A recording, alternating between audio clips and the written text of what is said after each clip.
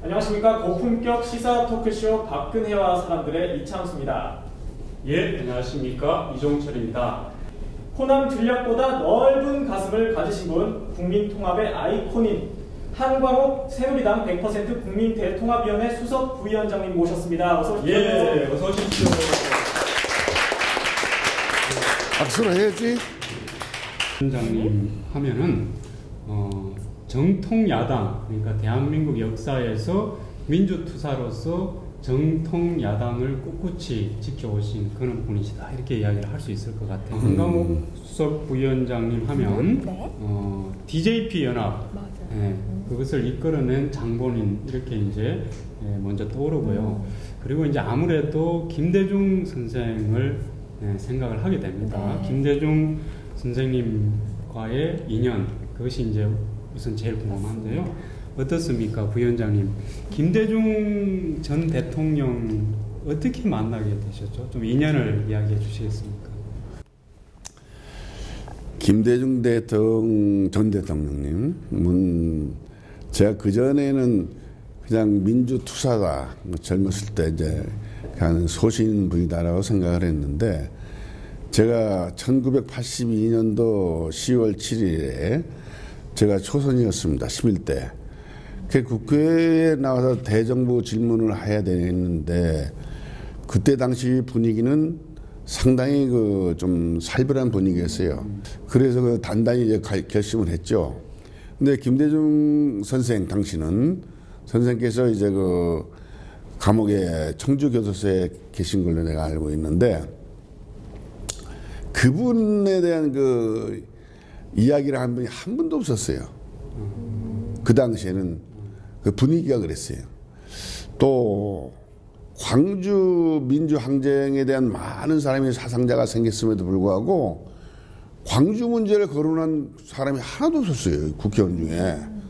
그래서 제가 소위 민주화 운동을 했던 사람으로서 이건 정치인으로서 국민에 대한 도리가 아니다, 결심을 해가지고, 그때 당시에 제가 김대중 선생의 석방, 그 다음에 광주 문제에 대한 진상조사위원회를 구성하자, 대통령 직선제 하자, 그 다음에 언론 자유 보장해라, 지방자치제 실시하라, 6개항이지 뭐.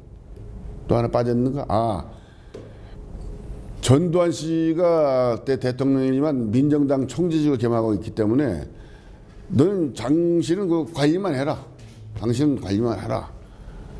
지금 현재 자기들이 주장하는 것이 상당히 과도기자라고 한다면 이걸 끝내라. 그때는 차선의 방법이 그거밖에 없으니까. 그 행위 자체야 막 쿠데타니까 말할 것도 없지만은 부당한 행위를 자꾸 규탄만 하면 안 되잖아요. 차선의 방법으로서 민정당 총재직 내놔라. 그래서 6개항을 제가 국회에서 발언을 했습니다. 근데 감옥에서 김대중 선생께서 그 이야기 들으신 모양이에요. 이런 때 참 이런 발언을 해준 사람이 얼마나 고맙겠어요. 이것이 계기가 돼서 김대중 대통령하고 나하고 인연이 맺어진 거예요.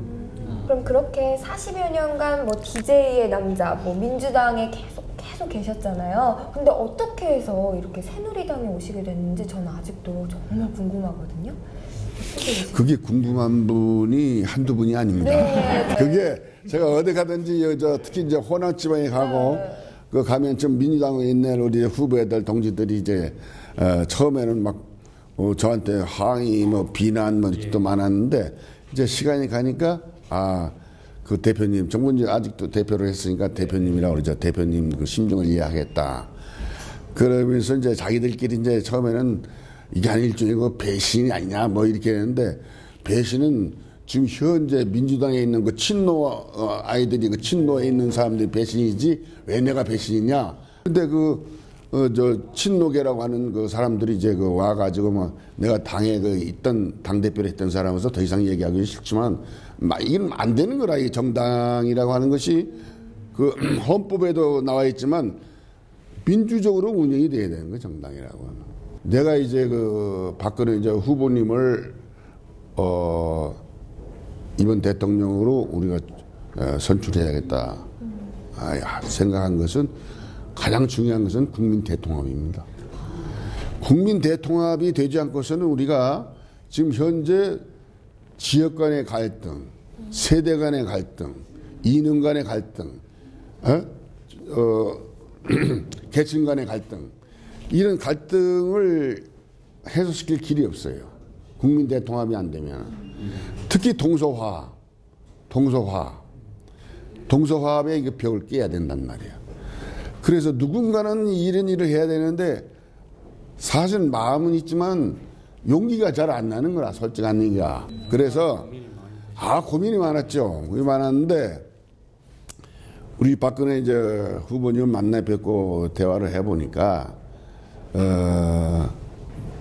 참 내가 이제 그렇게까지 생각을 안 했지만 온화하면서도 강인하고 그리고 약속을 지켜왔던 그것이 의지가 보이더라고요. 그리고 국민 대통합, 국가 간, 안보 간, 그다음에 통일에 대해서 상당히 적극적입니다. 우리 박근혜 후보께서 그런 걸 판단해가지고 제가 이제 이번 대통령은 박근혜 후보께서 되셔야 되겠다는 결심을 굳히고 이제 왔는데, 정리를 하자고는 국민 대통합을 할 수 있는 분이 박근혜 후보다 이렇게 생각을 하고 있고, 그 힘을 가지고 우리가 이제 그 국력을 배양을 해서 통일의 시대의 문을 열 수 있다 하는 것이 제가 생각하고 있는 하나의 그 정치인 소신이고, 또 남은 여생을 그렇게 바치려고 생각을 하고 있습니다.